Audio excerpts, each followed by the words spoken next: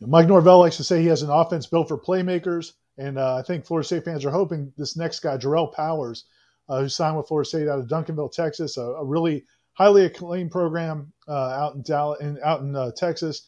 And he's a guy who's a big target. Some people list him as a tight end.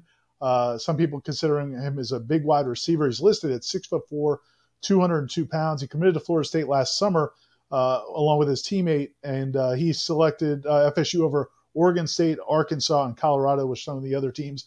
He's not a guy that has put up huge numbers, I don't believe, in high school. Comes from a really good program, but obviously has a great body type and comes from a good offensive system. Dominic, what kind of things did you like at Jerrale Powers? I think it's a very important to bring up that he's at Duncanville. So he's playing in a legit system where he's asked to do things that are college level things, whether that's executing, a route concept that's a college level concept, or whether that's carrying out a specific technique that a college wide receiver would be asked to carry out. So I think that's a big thing. Also, while evaluating film or highlights, it's hard to tell. But a lot of these clips are him outside as an outside receiver. And so if I was, evaluating this or assessing this, I'd like to see him inside more and not necessarily maybe in a 3-point stance, but just I'd love to see some versatility and see him do multiple things, run the route tree from the inside. So I rated him as a 2. I think he's a guy that will likely redshirt. Part of that will be finding a position for him, whether that's or not even finding a position, but finding a role for him within the offense, whether that's an inside or outside receiver, whether that's a tight end, whether that's a tight end with his hand in a 2-point, or tight end with in a 3-point stance, and whether he can get down and get dirty and block. Maybe have to gain weight, maybe have to lose weight. You're never sure how a guy's gonna grow and mature, at 18 through 22. So this is a guy that I think is a developmental guy. Certainly looks like a very good athlete, which is what you want. You want to recruit however many are in your class. You want to look at all of them and say, man, all these guys are great athletes, and we'll figure out what they are or what they're going to be once they get here. And let me ask you, like one of those guys.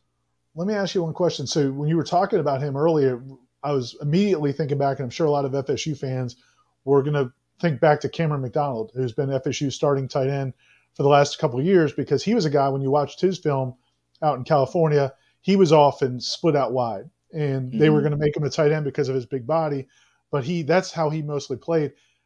Could you explain to us like the difference, like what different skills or what different traits are needed to be able to run routes closer attached to the line versus split out wide, and why that's a transition for players? Yeah, I would liken it to, anywhere that you sort of do your job, you get comfortable in doing your job in certain surroundings, right? Your desk is here, your pencils are here, your chair is here, whatever it is. When you go inside, man, it's almost like living in a different world. Your eyes have to be in a different place. Your thoughts have to be different. Obviously there's a lot more physical players in there, so you have to be in a more physical mind state. And then your movements are different because guys are in different positions. They're, instead of being outside leverage and 7 yards off, they're head up and 2 yards from you or a yard from you, so it changes the space and sort of the geometry of the game for you. And some people happen seamlessly. It's no big deal. They just are naturally cut that way. Their minds just work in a way that it doesn't bother them to be inside. Other people, it's like I said earlier, it's almost like they're playing a different game. They get in there and all of a sudden they lose their athleticism. It freezes them up and they don't play fast. They're a little bit slower. They're a little less physical. And the game sort of passes them by. And so that's, it's a lot bigger.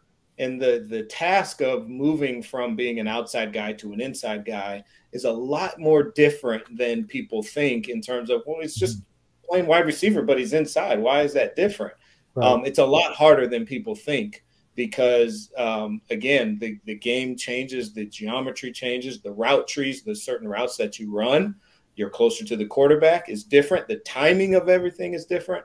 So yeah, so like I said, and some guys are just not, their minds just don't work well making that transition. It's more of a mental thing than it is a physical thing. So just because you're big doesn't mean, hey, move him closer and put his hand down and everything will be okay. It just doesn't work that way. It's just not. There's a lot more that goes into it. And the same thing I've hated for years. Just because a guy's small doesn't mean that he's a slot receiver. Right. The geometry of the game changes for guys, and some guys that works even with them being smaller. It works for them to be outside. And then last thing, so is this a guy, if a player hasn't done everything you want to see out of them in their high school offense or defense, because that's not what they run, is this the importance of getting kids on campus for camps to get that personal evaluation and maybe put them in some of those situations? Can you do it that way?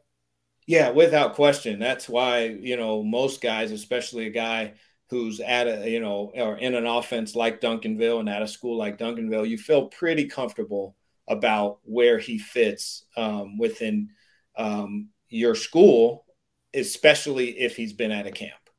I don't need to see a whole lot of film if a guy has been at a camp because I can ask him to do the things that he would do within our system and our offense. And then we can build it out from there. So, getting the film, the actual, game film is just a supplement to what I was able to evaluate while they're at camp. So that's a big deal. And that's why guys are really, really, they work really hard to get as many people at camps as they possibly can, because there's only so much you can get from watching the guy on highlights. All right. That's Jerrale Powers out of Duncanville, Texas. And we'll be seeing him soon, probably at Florida State, trying to make some plays in this FSU offense.